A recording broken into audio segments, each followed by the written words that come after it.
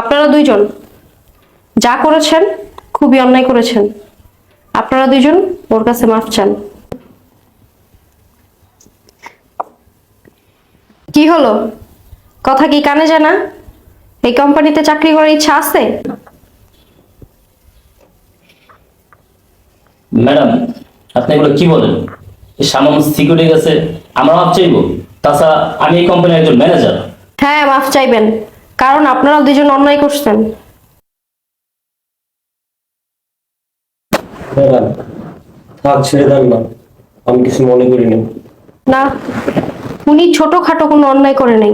একজন ক্ষুধার্ত মানুষের মুখের সামনে থেকে খাবার কেড়ে নিয়ে ফেলে দিচ্ছে। উনাকে এভাবে ছাড়া যাবে না, উনাকে মাফ চাইতেই হবে। ম্যাডাম, আমরা শিক্ষিত মানুষ, সামান্য সিকিউরিটির কাছে আমরা সরি বলবো? আপনারা নিজেদেরকে শিক্ষিত দাবি করেন? হ্যাঁ, আর যে কাজটা করছেন এটা একজন মূর্খ মানুষও করে না। পশুর কাজ করছেন আপনারা, নিজেকে কিভাবে শিক্ষিত দাবি করেন? ঠিক আছে আব্বাস, তুই যা, কিছু মনে করিস না। ঠিক আছে আব্বাস, মনে কষ্ট নিস না, যা ডিউটি কর। না, এইভাবে মাফ চাইলে তো হবে না। আপনারা দুইজন আমার সামনে বিনয়ের সাথে আব্বাসের কাছে মাফ চান।